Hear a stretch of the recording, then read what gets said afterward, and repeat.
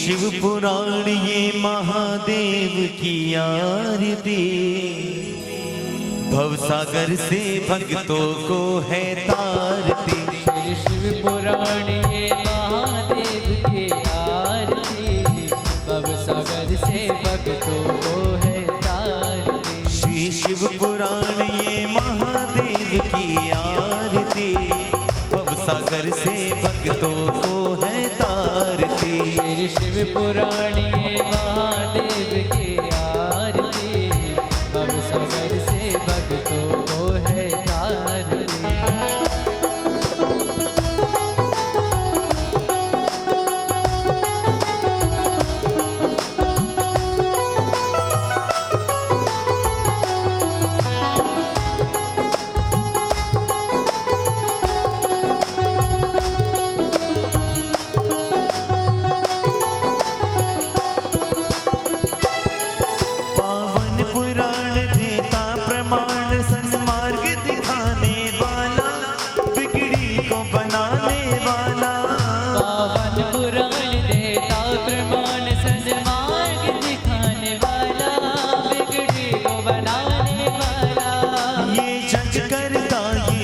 हरता ये जग करता ये दुख हरता, ये जग करता ये दुख हरता, ये जग करता ये दुख हरता। प्रभु की महिमा की आरती, पापियों को पाप से है तारती। श्री शिव पुराण ये महादेव की आरती, भवसागर से भक्तों को है तारती।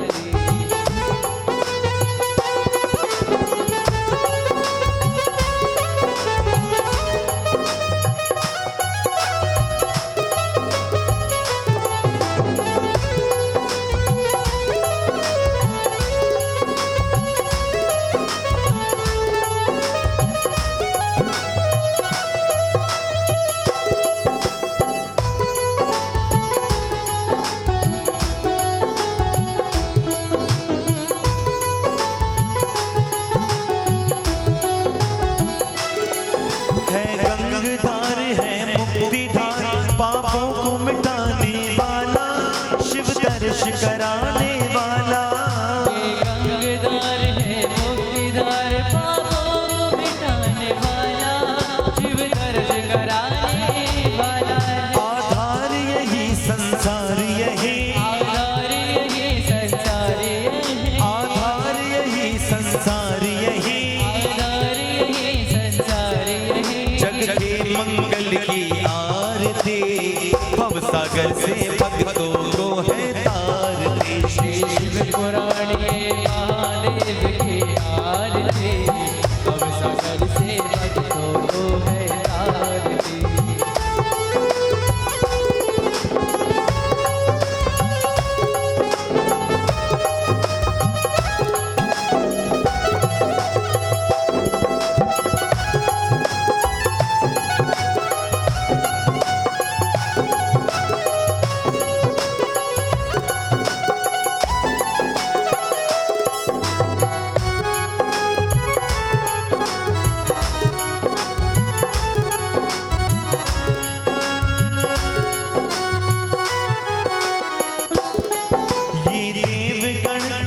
असुरगण का मंथन करने वाला, विष धारण करने वाला।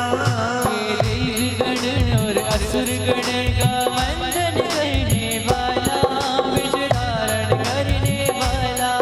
ये देवगण और असुरगण का मंथन करने वाला, विष धारण करने वाला। ये देवगण और असुरगण का मंथन करने वाला, विष धारण करने वाला है। श्री देव यही महादेव यही, श्री देव यही महादेव यही, श्री देव यही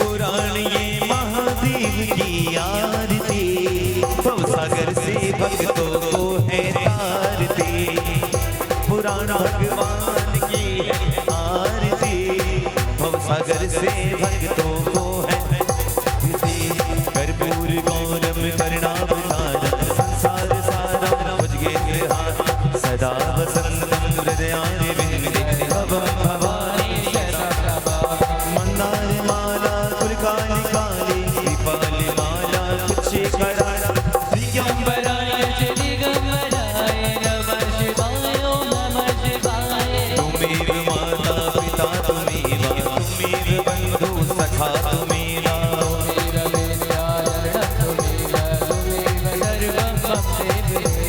गुरुर्ब्रह्मा गुरुर्विष्णु गुरुर्देवो महेश्वरा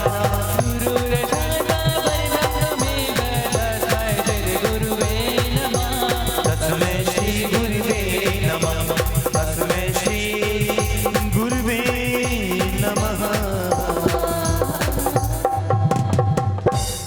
ओम जगनेन जगनमय जंत देवास्तानि धर्माणि वृतमान्यातन्यातेयनागं महिमाना सचन्त यत्र पूर्वे सात्याः शान्ति देवाः। ओम एकदन्ताय विद्महे वक्रतुण्डाय धीमहि तन्नो दन्तिः प्रचोदयात्।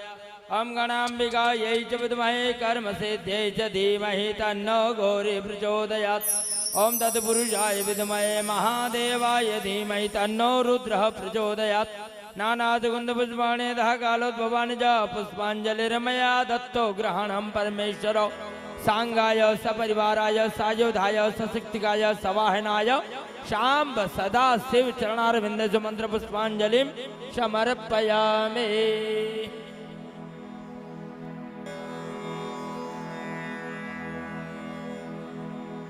महादेव हर हर महादेव।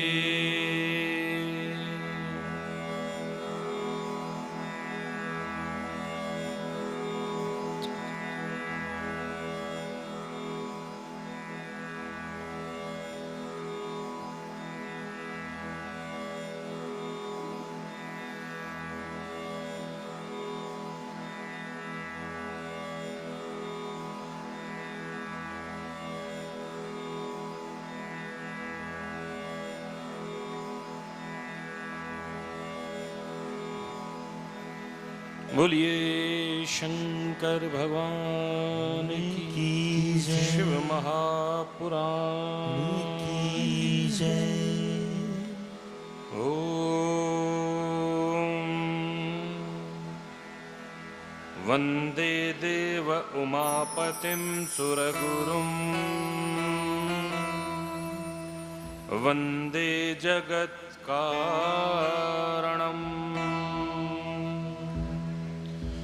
वंदे पन्नगभूषणं मृगधरम् वंदे पशूनां पतिम् वंदे सूर्यशशाङ्कवहिनिनयनम् वंदे मुकुन्द प्रियम् वंदे भक्तजनाश्रयं च वरदम् वंदे शिवं शंकरम्। ॐ कर्पूरगौरं करुणावतारम् संसारसारम् भुजगेन्द्रहारम्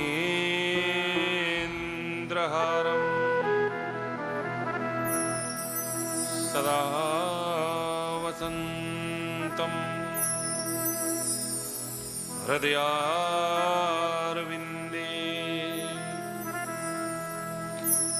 भवं भवानी सहितं नमामि।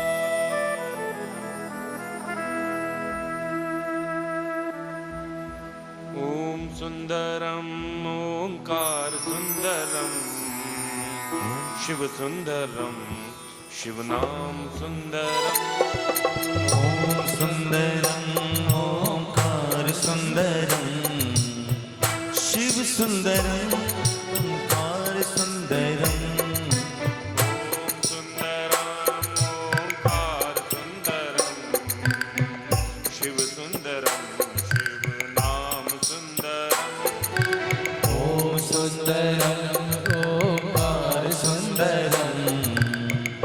सुंदरम श्री नाम सुंदरम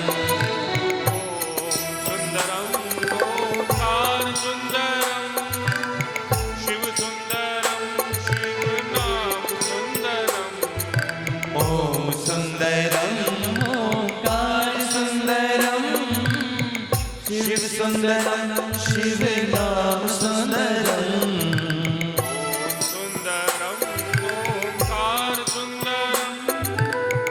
शिव सुंदरम शिव नाम सुंदरम ओम सुंदरम ओंकार सुंदरम शिव सुंदरम शिव नाम सुंदरम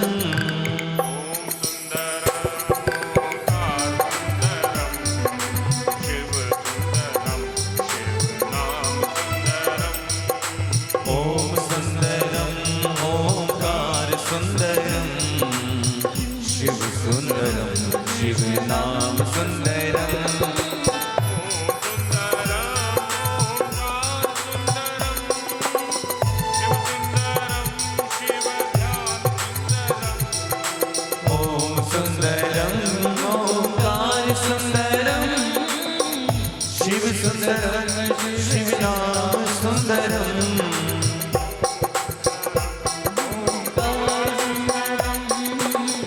शिव सुंदरम शिव नाम सुंदरम ओम सुंदरम ओंकार सुंदरम शिव सुंदरम शिव नाम सुंदरम ओंकार सुंदरम शिव सुंदरम शिव ध्यान सुंदरम ओम सुंदरम ओंकार सुंदरम शिव सुंदरम शिव नाम सुंदरम ओम नमः शिवाय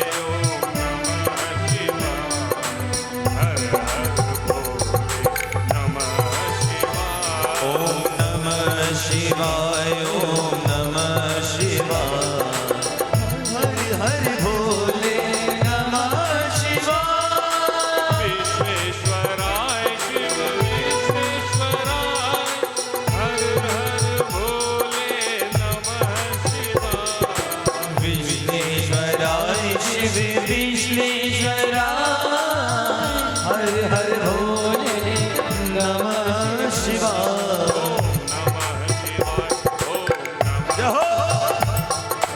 हर हर भोले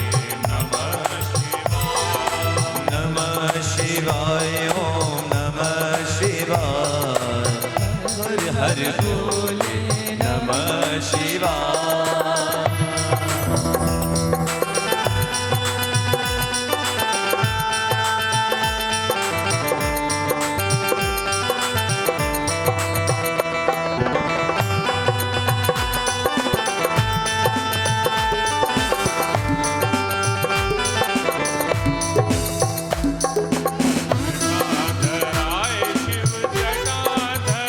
हर हर भोले नमः शिवाय शिव जटाधराय शिव जटाधराय हर हर भोले नमः शिवाय नागेश्वराय शिव नागेश्वराय हर हर भोले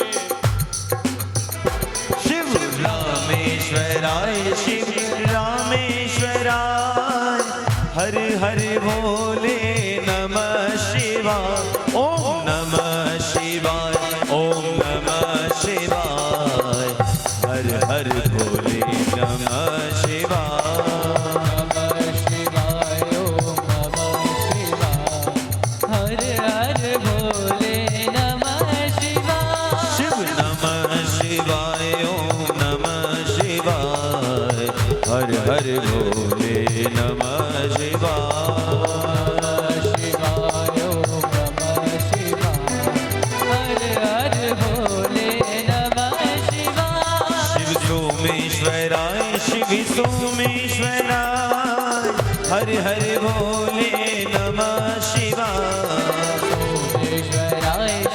सोमेश्वराय हर हर भोले नमः शिवाय। शिव सोमेश्वराय शिव सोमेश्वराय हर हर भोले नमः शिवाय। सोमेश्वराय शिव सोमेश्वराय हर हर भोले नमः शिवाय। ओम नमः शिवाय ओम नमः शिवाय हर हर भोले नमः शिवाय। नमः शिवाय ओम नमः शिवाय हर हर भोले नमः शिवाय। नमः शिवाय ओम नमः शिवाय हर हर भोले नमः शिवाय। ओम नमः शिवाय ओम नमः शिवाय हर हर भोले नमः शिवाय। हर हर भोले नमः शिवाय। हर भोले नमः शिवाय। हर हर भोले नमः शिवाय। हर हर भोले नमः शिवाय। बोले शंकर भगवान की हर हर महादेव, हर हर महादेव, हर हर महादेव की जय हो। पितृमोक्ष महापुराण कथा के आज के इस चतुर्थ दिवस में आए हुए आप सभी श्रद्धालुओं श्रोताओं का मैं हार्दिक अभिनंदन करता हूं और सर्वशक्तिमान परमात्मा से पितरों के मोक्ष की कामना करते हुए आज के इस चतुर्थ दिवस की कथा में प्रवेश करते हैं। सभी का मंगल हो, सभी के मनोरथ सिद्ध हो। जिस संकल्प को लेकर आप इस कथा में बैठे हो, ईश्वर वो आपका संकल्प पूर्ण करे और आपके पितरों की सद्गति हो। ऐसी परम पुनीत पावन कथा जिसके श्रवण मात्र से स्वयं मनुष्य का कल्याण तो होता है, लेकिन 21 पीढ़ियों तक अधोगति में पड़े हुए पितरों की सद्गति होती है। परम आनंद को देने वाली इस कथा, हरि कथा ही कथा, बाकी सब जग की व्यथा। संसार का सब कुछ यहीं छूट जाता है। ये संसार की व्यथा ही है। हमारे पास इतनी संपत्ति है, हमारे पास इतने गाड़ी घोड़े, इतने बंगले हैं, इतनी मोटर गाड़ियां हैं, इतने नौकर हैं, इतने सेवक हैं। ये सब संसार की चीजें, संसार के सुख वैभव इसी संसार में छूट जाते हैं। और जब मनुष्य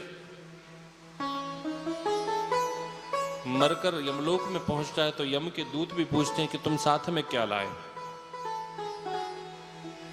साथ में क्या लाए। तब वो खाली हाथ, केवल अपने कर्मों को साथ लिए हुए, जब अपने सुख को, अपने वैभव को, अपने पुत्र पौत्रादि सुखों को जब मनुष्य यमलोक में याद करता है कि जब मैं जीवित था इतनी संपत्ति थी, इतने सेवक, इतने नौकर चाकर थे, इतने गाड़ी बंगले थे,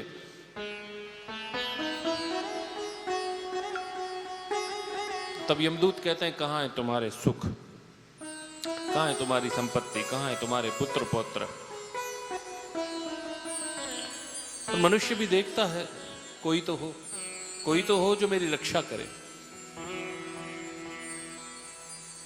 सब यहीं छूट जाता है, वहां रक्षा करने कोई नहीं आता, सिर्फ मनुष्य के शुभ अशुभ कर्म उसके साथ जाते हैं। और कर्म का फल अकाट्य है। कर्म का फल तो इंसान को भोगना ही पड़ता है। 100 जन्म भी ले लेंगे तो कर्म पीछा नहीं छोड़ता, ऐसा कर्म का अकाट्य फल है।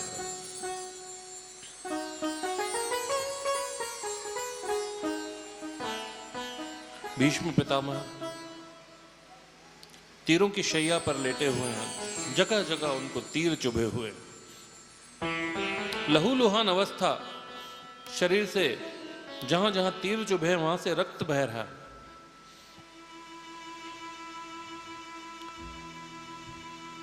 शरीर में घोर पीड़ा है, इच्छा मृत्यु का वरदान है, लेकिन फिर भी मृत्यु की इच्छा नहीं हो रही। वो पीड़ा भोग रहे हैं, सोच रहे हैं कि युद्ध का परिणाम एक बार निकले तो फिर मैं अपने प्राणों का त्याग करूं। उस तीरों की शैया पर लेटे लेटे उनको अचानक अनायास एक मन में प्रश्न अंकुरित हुआ, प्रश्न आया कि आखिर ऐसा कौन सा पाप कर्म मैंने किया है, ऐसा कौन सा पाप कर्म कि जिसका दंड मुझे यह मिला है कि मेरे शरीर में बाण ही बाण चुभे, बाणों की शैया पर मैं लेटा हूं।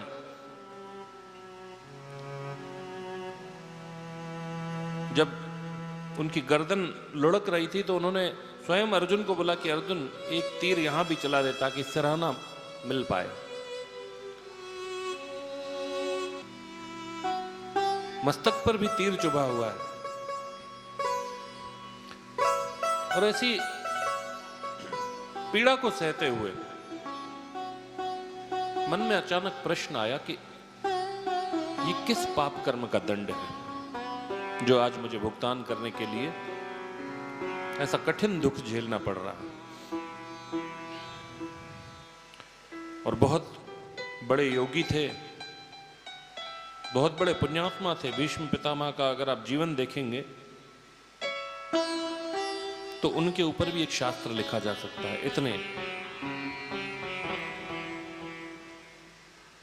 लेकिन अब चूंकि मन में प्रश्न आया, जिज्ञासा आई कि आखिर ऐसा कौन सा कर्म मेरे आड़े आया है जो मुझे तीरों की शैया मिली है। भीष्म पितामह ने, जैसे गाड़ी में रिवर्स गियर होती है और गाड़ी पीछे की तरफ जाना शुरू होती है, जब हम गाड़ी आगे चलाते हैं तो आगे जाती है, और जब उसमें रिवर्स गियर मारते हैं तो गाड़ी कहां जाती है? पीछे। तो अपनी योग विद्या के सामर्थ्य से भीष्म पितामह ने अपने जीवन में ये झांकने का, ये देखने का प्रयास किया कि आखिर मेरा ऐसा कौन सा कर्म है जो पीछा करते करते मुझे यहां तक ले आया। 2 महीने, 4 महीने, 6 महीने, वर्ष भर में ऐसा कौन सा पाप कर्म हुआ। जब वे पीछे गए तो कोई भी पाप कर्म उनको 2, 4, 6 महीने में, 8 महीने में, 10 महीने में, वर्ष भर में कोई उनको एक भी कायिक, वाचिक और मानसिक, ये 3 प्रकार के पाप होते हैं। कायिक जो हम अपनी काया से करते हैं, अपने हाथ पैर, अपने शरीर द्वारा, अपनी काया द्वारा जो भी कर्म होता है, पाप कर्म या कर्म। वाचिक यानी किसी को हम जब कुछ अपशब्द बोलते हैं, गाली गलौज करते हैं, कुछ ऐसा किसी को बोल देते हैं कि सीधा उसके हृदय में गहराई से उसको चुभ जाए शूल की तरह, तो वो वाचिक पाप कर्म कहलाता है। और तीसरा मानसिक, जब हम मन में किसी के बारे में बुरा सोचते भी हैं वो भी एक प्रकार का पाप है, क्योंकि कोई भी कर्म बाद में होता है, पहले उसका विचार मन में आता है। एक चोर चोरी करने के लिए जाए तो वो सीधा चोरी नहीं करेगा, चोरी करने का विचार पहले उसके मन में पैदा होगा कि ये कर्म करूं या ना करूं। फिर ये बुद्धि यदि सद्बुद्धि हो गई तो वो शुभ कर्म करेगा, लेकिन ये बुद्धि अगर दुर्बुद्धि हो गई तो वो पाप कर्म करेगा। तो कायिक, वाचिक और मानसिक, ये 3 प्रकार के पाप कर्म कहे हैं। भीष्म पितामह ने अपने पूरे 1 वर्ष तक देख लिया, 1 वर्ष में उन्होंने कोई पाप नहीं किया। जिज्ञासा और बड़ी, धीरे धीरे करके 2 वर्ष, 5 वर्ष, 10 वर्ष पीछे की तरफ चलते गए, लेकिन उनको अपने सारे जीवन में कायिक, वाचिक, मानसिक रूप से एक भी किया हुआ पाप कर्म उनको अपने द्वारा नहीं दिखाई दिया। बड़ी हैरानी हुई। अपना सारा जीवन देख लिया, जितनी उनकी आयु थी, जब से उन्होंने जन्म लिया था और तीरों की शैया पर पड़ी हुई अवस्था तक उन्हें एक भी पाप कर्म अपना दिखाई नहीं दिया। बड़ा आश्चर्य हुआ कि कहीं ना कहीं तो ईश्वर के कर्म के फल में कोई तो त्रुटि मेरे विषय में ईश्वर से जरूर हुई है, कहीं तो त्रुटि है। जिज्ञासा और बढ़ी, और जब जिज्ञासा बढ़ी तो फिर अपने पिछले जन्म में प्रवेश कर गए। अपने पिछले जन्म में प्रवेश किया और धीरे धीरे करके उन्होंने अपने पूर्व जन्म का भी विवरण देख लिया। लेकिन उस जन्म में भी उनके द्वारा कोई भी कायिक, वाचिक और मानसिक रूप से कोई भी पाप कर्म भीष्म पितामह ने नहीं किया था। अचरज और बड़ा, मन की अशांति और बढ़ी कि मैंने न इस जन्म में पाप किया, न मैंने इससे पिछले जन्म में किसी प्रकार का पाप किया। फिर ये जो दंड मैं भोग रहा हूं तीरों की शैया पर, बाणों की शैया पर, आखिर किस पाप कर्म का फल मुझे भोगने को प्राप्त हो रहा है। तो शास्त्र कहते हैं कि भीष्म पितामह ने ऐसा करते करते अपने 77 जन्म देख लिए। कितने? 77 जन्मों में अपने पूरे 77 जन्मों का उन्होंने विश्लेषण करके देख लिया कि जब से वे हर जन्म में पैदा होते और मृत्यु को प्राप्त होते तब तक उन्होंने किसी भी प्रकार से कोई भी पाप कर्म नहीं किया था। और उन्होंने निश्चय किया कि भगवान के खाते में कहीं न कहीं मेरे विषय में कर्म फल का भुगतान करने में कोई तो चूक हुई है। प्रतिदिन का जब युद्ध विराम लगता, रात्रि को भगवान श्री कृष्ण और अर्जुन भीष्म पितामह से मिलने आते। भीष्म पितामह ने भगवान श्री कृष्ण से हाथ जोड़कर पूछा कि हे कृष्ण, वह रणभूमि में आप ज्ञान देते हो अर्जुन को कि कर्तम भुक्तम, जो करता है वो उसका भुगतान वैसे ही करता है, कर्म का फल अकाट्य है। लेकिन हे कृष्ण, मैंने ऐसा कौन सा कर्म किया है? मैंने कृष्ण अपने 77 जन्म देखे, 77 जन्मों में मैंने एक भी प्रकार का कोई भी छोटा मोटा बड़ा कोई भी पाप कर्म, कायिक वाचिक मानसिक रूप से मैंने कोई पाप कर्म नहीं किया है। हे कृष्ण, फिर ये किस पाप कर्म का मुझे दंड आपने दिया है? भगवान कृष्ण मुस्कुराए। पितामह बोले, कृष्ण, आपको मेरी ऐसी अवस्था देखकर, मेरी ऐसी दशा देखकर आपको हंसी आती है? भगवान श्री कृष्ण बोले, नहीं पितामह, मुझे हंसी आपकी इस अवस्था, इस दशा के ऊपर नहीं, आपके प्रश्न के ऊपर आ रही। मेरे प्रश्न के ऊपर? कृष्ण, ऐसा क्या गलत पूछा मैंने 77 जन्म देखे हैं अपने, और 77 जन्मों में मैंने एक भी किसी भी प्रकार का कोई पाप कर्म नहीं किया। फिर ये मुझे बाणों की शैया मुझे क्यों प्राप्त हुई है? कृष्ण, इस शंका को निवृत्त करें, मेरे इस प्रश्न का समाधान दे। भगवान कृष्ण मुस्कुराते हुए बोले कि हे पितामह, यदि आप एक जन्म और पीछे गए होते,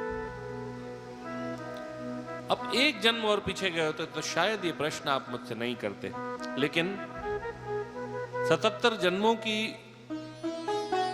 जो आपकी याददाश्त थी, जो आपका योग विद्या का सामर्थ्य था, वो 77 जन्मों पे आके समाप्त हो गया। और आपने 77 जन्म तो देख लिए कि मेरा एक भी कोई पाप कर्म नहीं है, और आपने निश्चय कर लिया कि मैं पापहीन हूं। लेकिन पितामह, मैं वासुदेव कृष्ण आपको आपके ही 78वें जन्म में अपनी योग विद्या के सामर्थ्य से, आइए मैं आपको ले चलता हूं। और यदि फिर उसके उपरांत आपको लगे कि मेरे विधि के विधान में, मेरे कर्म के फल के भोग में कोई त्रुटि है, कोई भूल है, तो मैं क्षमा का प्रार्थी हूं। भगवान कृष्ण ने अपनी योग विद्या का सामर्थ्य दिया भीष्म पितामह को, और उन्हीं को उन्हीं के 78वें जन्म में लेकर चले। जब 78वें जन्म में प्रवेश किया भगवान के योग विद्या के सामर्थ्य से, तो क्या देखते हैं कि भीष्म पितामह एक 16-17 वर्ष के बालक हैं। यज्ञ के लिए समिधा जुटाने, लकड़ियां काटने के लिए जंगल में गए हैं और लकड़ियां काट के जब लकड़ियों का गट्ठर अपने सिर पर रखकर आगे की तरफ बढ़े हैं, तो झाड़ियां हटाते हटाते उन्हें झाड़ियों के बीच में एक सर्प दिखा। वे चाहते तो आगे बढ़ जाते, लेकिन उन्होंने सर्प को एक लकड़ी के माध्यम से लपेटकर और जो फेंका दूसरी तरफ, तो दूसरी तरफ जो झाड़ियां थी वो कटीली झाड़ियां थी और वायु के वेग से वो सर्प उड़कर और जाकर जैसे ही कटीली झाड़ियों में गिरा तो वो कांटे उसको शरीर में चुभ गए। श्री कृष्ण ने कहा, गिनिए पितामह, जितने कांटे उस सर्प के शरीर में चुभे हैं उतने ही बाण आपको आपके शरीर में चुभे हुए मिलेंगे, ना एक कम ना एक ज्यादा। पितामह, जितनी अवस्था सर्प योनि के हिसाब से उस सर्प ने इस कष्ट में भोगी, मनुष्य योनि के हिसाब से उतनी ही अवस्था आप इसी कष्ट में भोगोगे, न एक क्षण कम न एक क्षण ज्यादा। कल तक उसी प्रजाति के जो दूसरे छोटे मोटे जीव जंतु थे, कीड़े मकोड़े, बिच्छू, चींटियां, वो जो सर्प की आहट सुन के अपने अपने बिल में भाग जाते थे। अब चूहा तो सर्प को देखकर भाग जाता है, लेकिन जब वो सर्प हिल नहीं पा रहा था तो वो चूहा भी आकर बार बार उस विषैले सर्प को डंक मारता, उसका खून चाटता, उसका मांस खाता। ऐसी पीड़ा सर्प को होती और वो देखता कि कल तक जो मेरे आने की आहट देखकर और अपने अपने आश्रय में भाग जाते थे, वही जीव अब मेरे ऊपर अधिकार पूर्वक आकर और मेरा मांस नोचते हैं, मेरा खून चाटते हैं। हे पितामह, वैसी पीड़ा आपको तब होती है जब दुर्योधन और दुशासन आपको अपशब्दों का प्रयोग करते हैं। कल तक जो आपकी एक आवाज सुनकर अपने अपने कक्षों में भाग जाते थे, आज वही दुर्योधन और दुशासन आपके ऊपर अपशब्द आकर बोलते हैं और बोलते थे कि ये युद्ध हम आपकी वजह से हार रहे हैं, हमारे सेनापति होकर आप जो है धराशायी होकर पड़े हैं, इससे अच्छा मर जाते। न जाने क्या क्या शब्द जो है वो ऐसा भीष्म पितामह को बोलते। तो भीष्म पितामह को मन में पीड़ा होती थी कि जिनके लिए मैं अपने प्राणों की आहुति देने के लिए रणभूमि में बाणों की शैया पर पड़ा हूं, वही लोग मुझे आकर ऐसे ऐसे अपशब्द बोलते हैं और कटु वचन बोलते हैं। श्री कृष्ण ने हाथ जोड़े और पितामह से बोले कि पितामह, अब बताइए मेरे विधि के विधान में कहाँ कमी है, कहाँ चूक है, ताकि मैं उसमें सुधार करके और आपको आपके इस पाप से मुक्त करूं।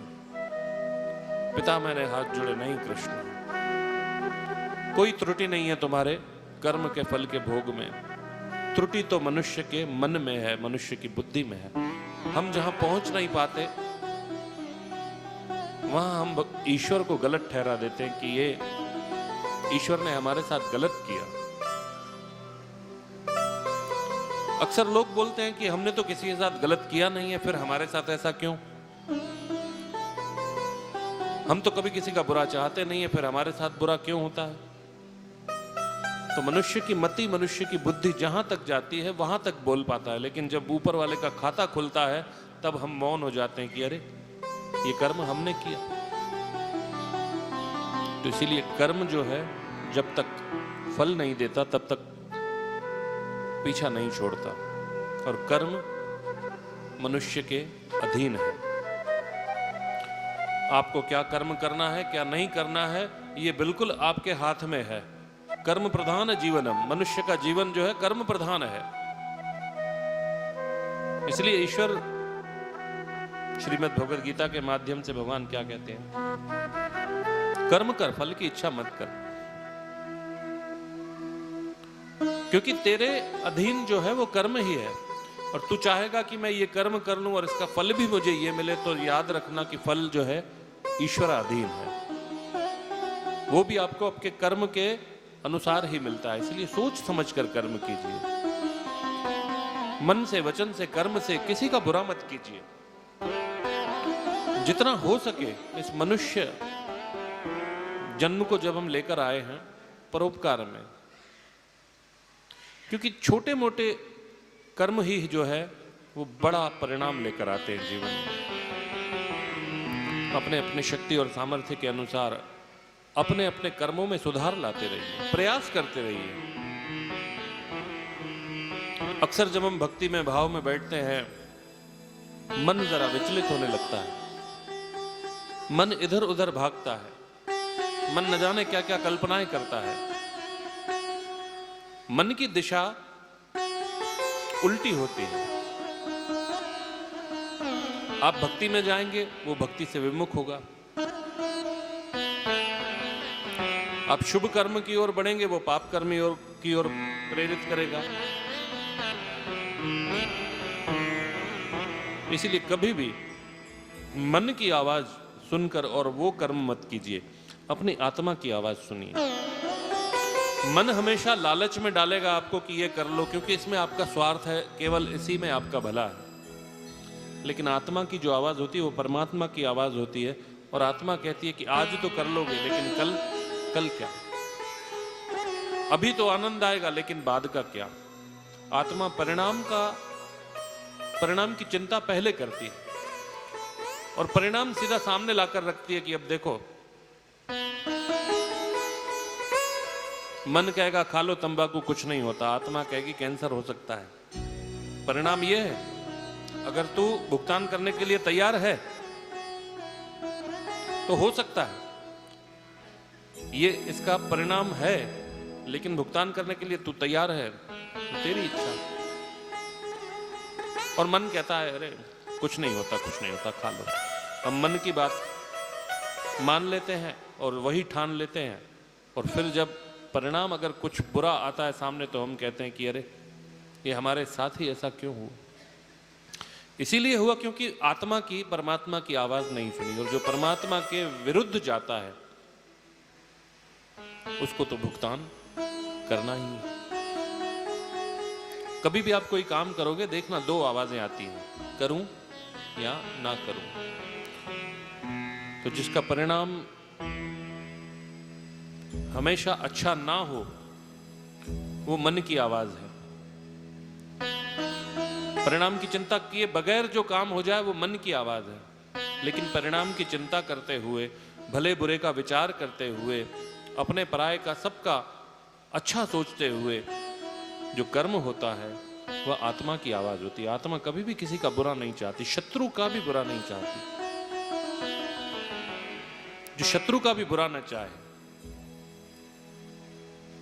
क्योंकि आत्मा को यह मालूम है कि मेरे हाथ में केवल कर्म है, परिणाम तो ईश्वराधीन है।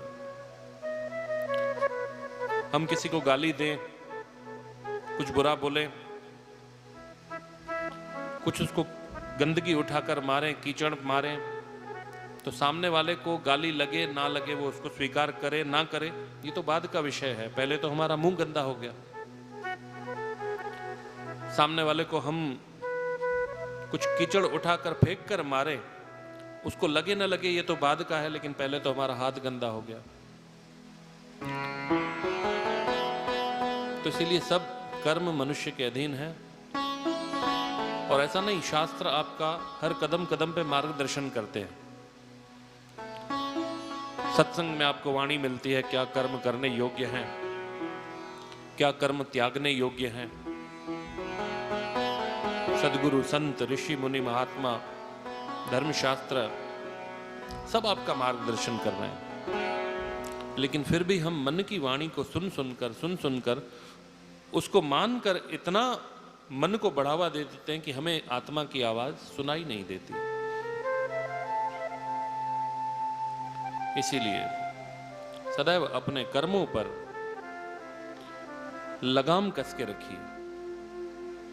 कुछ भी कर्म करने से पहले विचार कीजिए, परिणाम की चिंता कीजिए, चिंतन कीजिए कि एक पहलू जीवन का इस कर्म को करने के बाद ये भी हो सकता है, और जब इतना बुरा हो सकता है तो वो कर्म मैं करूं ही क्यों।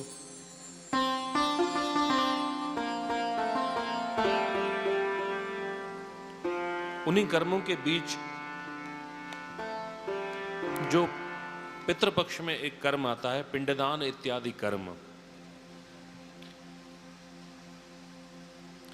ये भी एक कर्म है पितरों को तारने के लिए। देखिए, संतान की कामना इंसान क्यों करता है?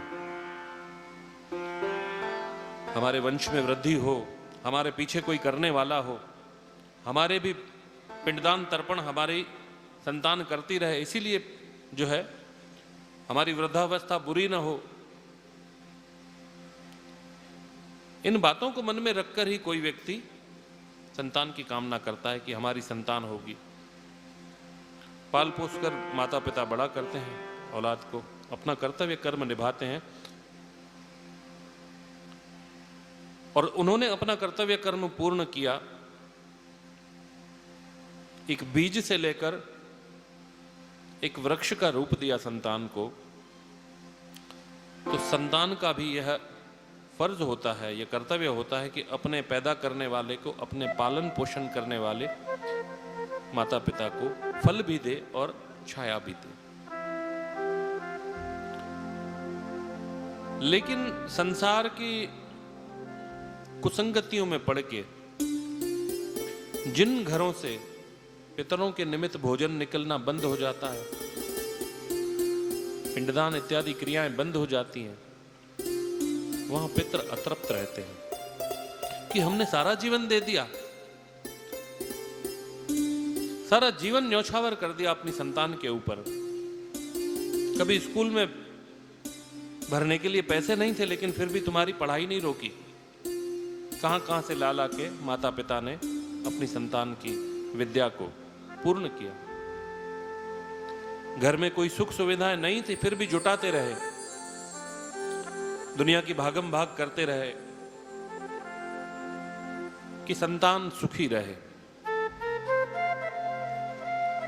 कभी इतने पैसे नहीं है कि डॉक्टर की फीस भर सकें, लेकिन बच्चा बीमार है, दवाई भी चाहिए, इलाज भी चाहिए, और ऐसे वैसे नहीं, किसी अच्छे डॉक्टर को दिखाएंगे। अगर कोई ऐसा रोग बीमारी किसी बच्चे को लग गया तो माता पिता कोई कंप्रोमाइज नहीं करते, कोई माता पिता नहीं। हमें अच्छे से अच्छा डॉक्टर चाहिए, अच्छे से अच्छी चिकित्सा चाहिए, अच्छे से अच्छा जो है उसके लिए इलाज कराएं ताकि हमारा बच्चा स्वस्थ हो पाए। ये सब उन्होंने अपना कर्तव्य कर्म, क्योंकि संतान की परवरिश करना, उसको पालना हर माता पिता का कर्तव्य कर्म है, और उन्होंने अपना कर्तव्य कर्म किया। अब औलाद का क्या कर्तव्य कर्म बनता है कि वृद्धावस्था आने पर अपने अपने माता पिता की सेवा करे।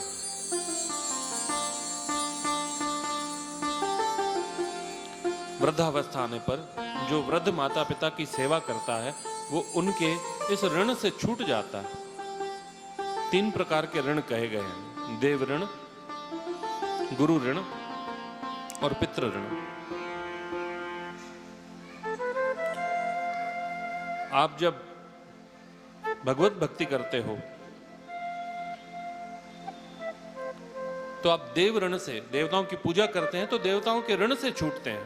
कोई भी यज्ञ आदि कर्म करते हैं उससे देवताओं को बल मिलता है। जब स्वाहा स्वाहा करके हम आहुति डालते हैं यज्ञ आदि में, तब हम देवताओं के ऋण से अपने आप को मुक्त करते हैं। जब शास्त्रों का अध्ययन करते हैं, शास्त्रों के वचनों पर हम चलते हैं, तब हम गुरु ऋण से मुक्त होते हैं।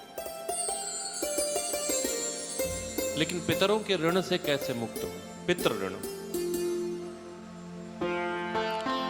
श्राद्ध आदि कर्म जो हैं कभी भी त्यागने नहीं चाहिए। आजकल जनमानस में एक भ्रांति फैली हुई है। कई लोग कहते हैं हम तो गया जी में होके आए, अब हमें कोई श्राद्ध करने की आवश्यकता नहीं। आपके पितर गया की भूमि पर अभिलाषा करते हैं कि हमारे वंश का कोई एक ऐसा आए जो गया की भूमि पर आकर हमारे लिए पिंडदान करे। यूं टकटकी लगाकर रोज नित्य प्रतिदिन गया की भूमि पर हमारे पितर यूं प्रतीक्षा करते हैं कि आया कोई हमारे घर से। इतनी भीड़ में कोई है, कोई हमारा वंशज है। जब अपने वंश का कोई नहीं दिखता तो रोज उनको एक निराशा हाथ में लगती है कि हम तो बड़ी उम्मीद लेकर आए थे कि आज हमारा पिंडदान होगा, आज हम इस जो भूख और प्यास की जो हमारी पीड़ा है उससे आज हमें मुक्ति मिलेगी, लेकिन आज भी कोई हमारा पिंडदान तर्पण करने के लिए गया की भूमि पर नहीं आया। और एक निराशा के साथ जब सांझ होती है, जब सायंकाल का समय होता है और पितरों को वापस अपने लोक को जाना पड़ता है, तब निराशा लिए हुए वो खाली हाथ वापस लौट जाते हैं। फिर उनके मन में एक भाव आता है, शायद आज कोई आया, कल तो नहीं आया, चलो आज एक बार फिर से। फिर वो गया भूमि पर और फिर एक टकटकी लगाकर फिर देखते हैं कि आज सुबह से शाम हो जाती है, तो शाम से फिर रात्रि हो जाती है, लेकिन जब उनको अपने वंश का कोई भी गया की भूमि पर नहीं दिखता, फिर एक निराशा लेकर लौट जाते हैं। और ऐसा रोज प्रतिदिन वे अपने आप में एक उम्मीद बांधते हैं, फिर उस उम्मीद को जब टूटता हुआ देखते हैं और फिर नए दिन फिर एक उम्मीद लेकर फिर आपका प्रतीक्षा करते हैं कि कोई तो आए। क्योंकि गया भूमि पर पिंडदान करने से पितर तर जाते हैं, उनके शरीर की जो भूख और प्यास की जो उनको तकलीफ होती है। देखिए, हम लोग खाना खाते हैं, पानी पीते हैं, एक शरीर एक लय में चलता है। सुबह हुई, उठे, नहाए धोए और थोड़ी देर बाद शरीर सिग्नल देना चालू करता है, भूख लगी है, कुछ नाश्ता दो, कुछ खाने को दो। अगर ना दो तो थोड़ी सी शरीर में हलचल चालू हो जाती है। कहते हैं घबराहट हो रही है, पता नहीं क्या हो रहा है, कुछ तो खा ले। 2-3 घंटे और कुछ ना दो शरीर को तो चक्कर भी आने लगेंगे। प्यास लगे, शरीर को पानी मत दो, कंठ सूख रहा हो, शरीर को पानी मत दो, 2 घंटे और पानी मत दो, तो बोलने का सामर्थ्य भी जो थोड़ा सा कम होने लगता है। तो जैसी अन्न और जल के अभाव में हमारे शरीर को थोड़ी सी पीड़ा होती है, वैसी ही पीड़ा पितरों को भी सताती है। श्राद्ध पक्ष में ही तो भोजन करना है, 15 दिन पितरों के हैं, और उन 15 दिनों में भी पितृ हमारे घर पर आकर बिना खाए बिना पिए हमारे घर से लौट जाए, तो उनको कितनी मानसिक पीड़ा होती है कि वर्ष में एक बार तो हम आते हैं। और जब कहते हैं, बड़े बुजुर्गों से आपने सुना भी होगा कि पितर जब पितरलोक में वापस जाते हैं तो एक दूसरे से बातचीत करते हैं, अरे तुम अपने घर गए, क्या हुआ, तुम्हारे बच्चों ने तुम्हारा ख्याल रखा, क्या हुआ, खाने में क्या खाकर आए, और क्या क्या बातें कर रहे थे तुम्हारे लिए। तो जिस दिन घर में श्राद्ध हो उस दिन पितर हमारे घर में उपस्थित रहते हैं और प्रेम पूर्वक दिया हुआ हमारा जो भी है, जो भोजन हम खिलाते हैं वो स्वीकार करते हैं, जो भाव हम उनके प्रति प्रकट करते हैं उस भाव से वो तृप्त होते हैं। अब एक किसी का पितर हो वो तो कहे कि अरे मैं तो गया, मुझे तो मेरे पुत्रों ने सब जने मिलकर एक साथ मेरे साथ बैठे, खूब सेवा करी, चरण वंदना की, खूब श्राद्ध में अच्छा अच्छा भोजन खिलाया। उनको ये भी याद था कि पिताजी को ये सब्जी पसंद थी तो वो सब्जी एक बहू लाई, दूसरी सब्जी जो पसंद है तो दूसरी बहू लाई। सब कुटुंबियों ने मिलजुल कर मेरे निमित्त अर्पण किया, मैं तो भरपेट खाकर आया। अच्छा तुम्हारा क्या हुआ? अब दूसरा जो बोले कि मेरे वंशजों ने तो जो है श्राद्ध का, पिंडदान का, तर्पण का जो कर्म है वही बंद कर दिया है, मुझे तो घर पर बुलाया ही नहीं, बाहर ही कुछ दान करके आ गए और न श्राद्ध मिला न अन्न मिला, घर से बाहर से ही जयराम जी की कर दिया। तो आप गया श्राद्ध करके आओ, लेकिन फिर भी पितर तो घर पे आते हैं, क्योंकि ये 15 दिन उनको छूट मिल जाती है। जाओ अपने घर से, अपने बच्चों के पास से मिलकर आ जाओ। गया में पिंडदान करने जाइए पितरों का, लेकिन अपना पिंड छुड़ाने मत जाइए। अरे कौन बार बार श्राद्ध करे, आज अम्मा का, परसों बाबा का, नरसों इसका, और ऐसा सोच के 15 दिन में 8 दिन तो श्राद्ध हैं, कौन बार बार ये।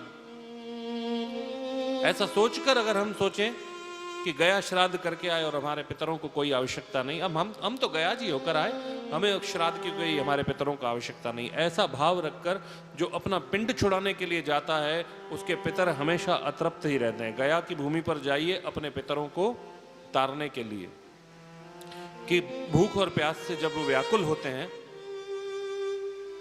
तो वहां उनको भोजन कौन देगा। गया की भूमि पर जो अंश मात्र भी जो पिंडदान करके आता है उसके पितर सदैव तृप्त रहते हैं, भूख और प्यास उनका कुछ नहीं बिगाड़ पाती। ये गया श्राद्ध का अर्थ है। आपने गया जी में श्राद्ध किया, आपके पितरों को भरपेट भोजन मिलता रहेगा, उनको भूख और प्यास जो है वो विचलित नहीं करेगी, लेकिन फिर भी 15 दिन वो आपके घर पर जरूर आएंगे, क्योंकि आपके पितर हैं, उनका ही घर है। अपने वंशजों से, अपने बच्चों से मिलने वे जरूर आते हैं। श्राद्ध के दिनों में जैसे देखिए दीपावली आती है, दशहरा बीतता है और दीपावली की, कई लोग तो दशहरे से पूर्व भी जो है सफाइयां घर की, जैसी जैसी जिसको जो सुविधा मिलती है, जैसा समय होता है वैसा वैसा अपने घर की सफाइयां करना आरंभ कर देता है। कभी पितृपक्ष में ख्याल रखा कि हमारे पितर भी आएंगे घर पे, तो हमें ये चीजें करनी है, ये चीजें नहीं करनी चाहिए।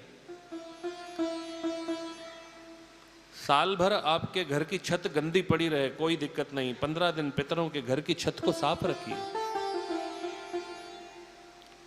इन 15 दिनों में पितर आपकी छत पर भी आते हैं, छत को साफ रखिए, थोड़ा गंगा जल का छिड़काव कीजिए, थोड़े काले तिल छिटक दीजिए। पितर जिस छत पर आकर बैठते हैं वो कौवे के रूप में भी आ सकते हैं, गऊ के रूप में भी आ सकते हैं, ब्राह्मण के रूप में भी आ सकते हैं, किसी भी रूप में आपके घर में आकर वो आपके घर के अन्न का भाग जरूर ग्रहण करते हैं। जिस घर की छत गंदी रहती है वहां से लक्ष्मी पलायन कर जाती है, और वैसे भी घर की छत साफ रखनी चाहिए। कोई पुराना लोहा कबाड़ा अगर छत पे पड़ा हो तुरंत निकाल दीजिए।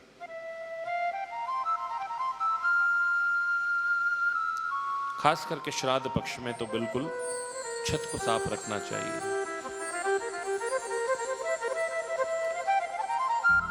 और श्राद्ध इत्यादि कर्म कभी भी कोई शास्त्र मना नहीं करता कि हम पितरों के निमित्त ये क्रिया छोड़ दें। जिस घर की ये पिंडदान और श्राद्ध की क्रियाएं छूट जाती हैं वहां पितर हमेशा कुपित रहते हैं।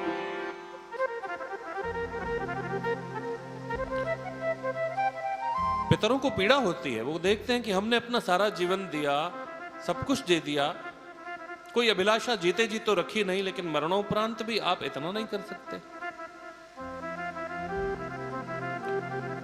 और फिर पितरों का दोष मनुष्य के ऊपर लग जाता है।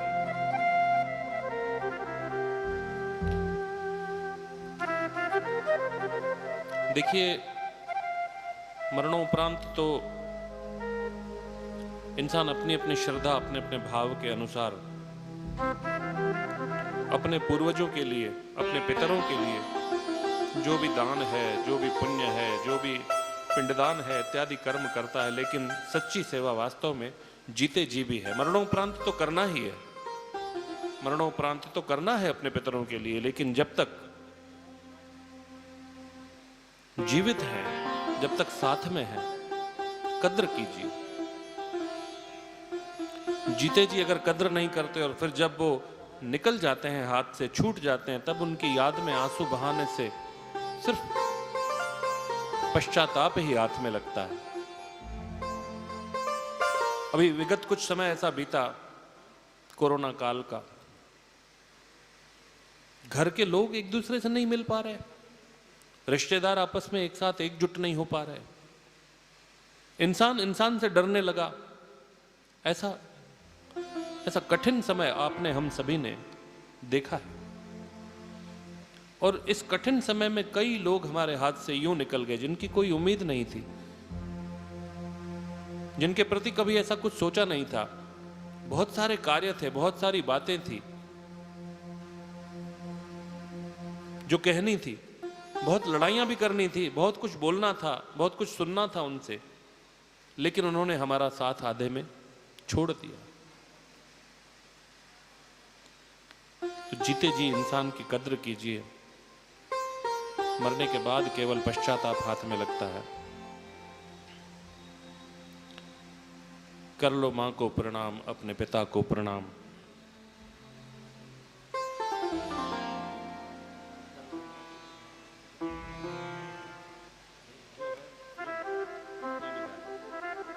आइए अपने अपने पितरों को, अपने अपने पूर्वजों को, पितरों को, जो हमारे साथ में अचानक अनायास हमारा साथ छोड़कर चले गए, उनको एक श्रद्धांजलि दें।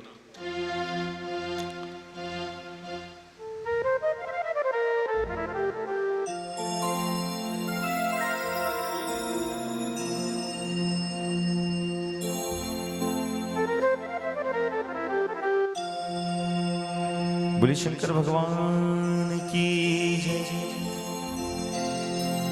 वो भोले बाबा से जिसका संबंध है, उनके घर में आनंद ही आनंद है। वो भोले बाबा का जिनसे संबंध है, उनके घर में आनंद ही आनंद है। भोले बाबा से जिनका संबंध है, उनके घर में आनंद है आनंद। वो भोले बाबा का जिनका संबंध है, उनके घर में आनंद ही आनंद है। भोले बाबा से जिनका संबंध है, उनके घर में आनंद है आनंद। हो उनके घर में आनंद ही आनंद है। उनके घर में आनंद है आनंद है। हो उनके घर में आनंद ही आनंद है। उनके घर में आनंद है आनंद है। हो भोले बाबा से, ओ महाकाल से, ओ भोले बाबा का जिनका संबंध है, उनके घर में आनंद ही आनंद है। भोले बाबा से जिनका संबंध है, उनके घर में आनंद है आनंद है।